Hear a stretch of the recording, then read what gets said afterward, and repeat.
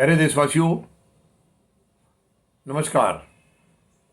आज संतोष मलिक जी, आपके अपने मतदाता जागृति संगठन की राष्ट्रीय अध्यक्ष, वो आप सबसे एक सवाल करना चाह रही हैं, एक सलाह आपसे लेना चाह रही हैं, खास करके मतदाताओं से जो मत का अधिकार जिनको प्राप्त हो चुका है, जिनको मत डालने का अधिकार मिल चुका है, खास करके उनसे एक सवाल है।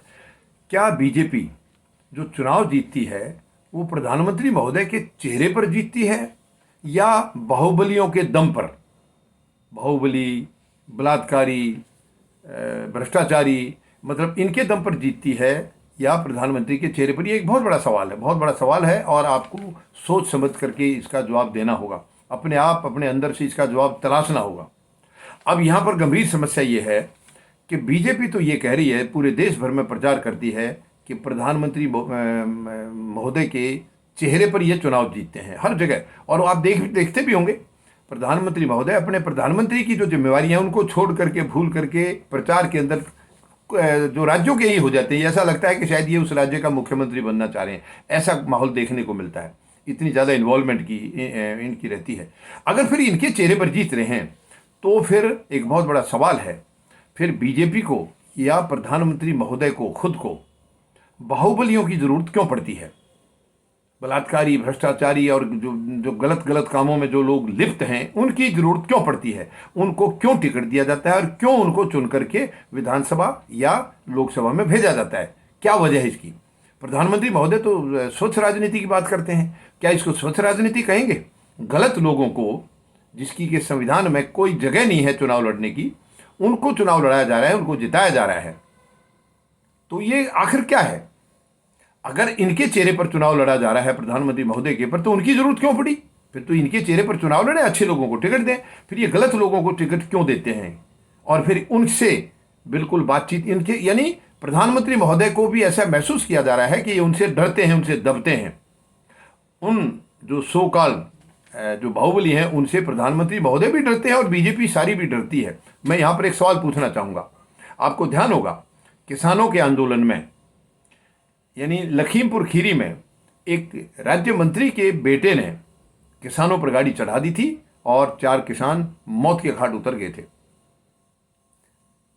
उस राज्य मंत्री को आज तक प्रधानमंत्री महोदय की हिम्मत नहीं हुई है कि उसको सस्पेंड करें, बर्खास्त करें। आज तक हिम्मत नहीं हुई है। किसानों ने पूरी ताकत लगा ली। किसानों की ताकत से प्रधानमंत्री महोदय ने माफी तो मांगी देश के सामने और 3 कानून को रद्द किए, लेकिन अपने राज्य मंत्री को आज तक नहीं हटाया। क्या प्रधानमंत्री महोदय गलत का साथ देते हैं? दूसरा, कुलदीप सेंगर, उन्नाव केस बहुत मशहूर केस हुआ था। कुलदीप सेंगर विधायक थे इनके, और वहां पर आप देखिए इस बच्ची के साथ दुष्कर्म तो छोड़िए, उसके साथ पूरे परिवार के साथ क्या किया था, कितने जुल्म किए थे। परिवार को करीब करीब खत्म कर दिया था। बड़ी मुश्किल से उसको सस्पेंड किया गया था, बड़ी मुश्किल से। और अब ताजा मामला आप सब देख रहे हैं। अभी हाल में जंतर मंतर पर जो हमारी महिला पहलवान हैं, महिला कुश्ती जो टीम है, उनके साथ दुष्कर्म की वारदातें, खुद जो रेसलिंग फेडरेशन के जो अध्यक्ष हैं ब्रिजभूषण शरण, जो कि बीजेपी के सांसद हैं, उनके खिलाफ अभी कितना गंभीर आंदोलन हुआ है। और इसको भी प्रधानमंत्री महोदय, जो इनके जो अध्यक्ष हैं WFI के, उनको हटाने की हिम्मत नहीं जुटा पा रहे हैं। तो यहां अगर के एक संदेह पैदा होता है कि अगर प्रधानमंत्री महोदय का चेहरा इतना अच्छा है, इतना खूबसूरत है, बढ़िया है, प्रभावशाली है, तो फिर इन्हें इन लोगों की जरूरत क्यों पड़ती है? और अगर इनकी जरूरत पड़ती है, इन्हीं के दम पर चुनाव जीतते हैं, तो प्रधानमंत्री महोदय का खामखा का प्रचार क्यों किया जा रहा है? बीजेपी इनका प्रचार क्यों कर रही है कि इनके चेहरे पर जीतते हैं? बीजेपी में तो आज वन मैन शो है। प्रधानमंत्री महोदय ही पार्टी चला रहे हैं, प्रधानमंत्री महोदय ही सरकार चला रहे हैं। तो ये एक बहुत बड़ा गंभीर सवाल मैं आप सबके लिए छोड़ता हूं। कृपया आप इसके ऊपर, क्योंकि आपने मत डालना, आप प्रधानमंत्री के चेहरे को मत डालेंगे या किन के पास कितने ज्यादा गुंडे, बदमाश या बाहुबली हैं उनकी संख्या देख करके आप मत डालेंगे। तो ये एक बहुत बड़ा सवाल आपके लिए है, आपको इसके ऊपर फैसला करना है। धन्यवाद। जय जवान, जय किसान, जय हिंद।